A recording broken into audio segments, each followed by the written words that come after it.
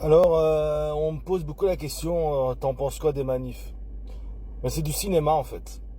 Moi, je connais pas une guerre où tu fais un jour et puis pendant un mois, tu fais rien.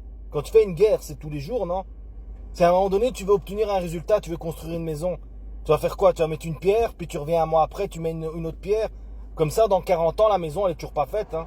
C'est quoi qui fait qu'à un moment donné, tu gagnes un combat? C'est que tu es tous les jours là.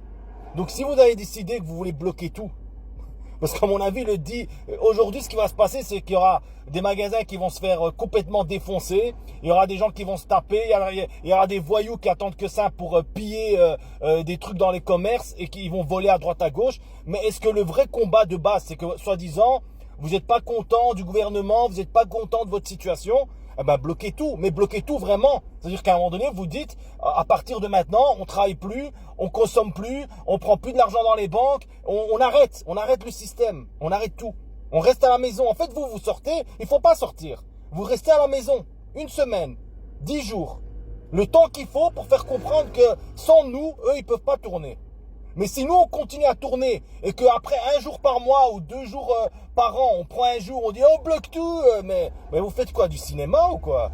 C'est quoi ce truc-là? C'est quoi une gay pride? C'est quoi? Vous croyez que c'est quoi Noël? On met des bougies, on fait quoi? C'est quoi ce cinéma que vous faites en fait? Et puis les gens ils viennent chez moi, ils me disent on te voit jamais au manif, mais j'ai pas envie de me prendre, je sais pas, une bouteille dans la gueule, j'ai pas envie de ramasser dans ma gueule pour rien moi en fait, hein.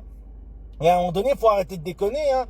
À un moment donné, on s'en rend compte que ces trucs-là, c'est du cinéma. Ça fait combien de fois il y a eu les gilets jaunes, combien de fois il y a eu des manifs, ça ne sert strictement à rien. Vous voulez changer les choses, arrêtez d'être dans le système, c'est tout. C'est pas que vous êtes là le 10, vous gueulez, et puis le lendemain, tu vas quand même bosser, tu vas quand même payer tes amendes, tu vas quand même payer tes taxes, tu vas quand même... et puis si ça se trouve, tu vas revoter de nouveau pour Macron ou un type du même genre.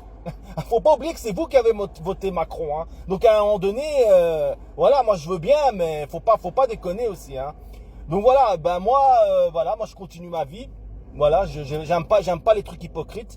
Tu vois, c'est un peu comme le mec, tu vois, tu l'as jamais vu de ta vie, puis quand tu meurs, il crie putain, il est mort.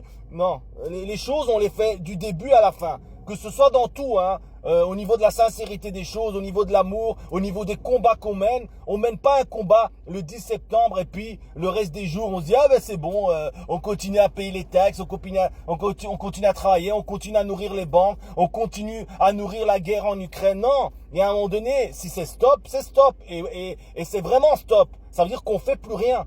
C'est tout. Donc voilà, moi c'est mon avis, après vous faites ce que vous voulez, hein.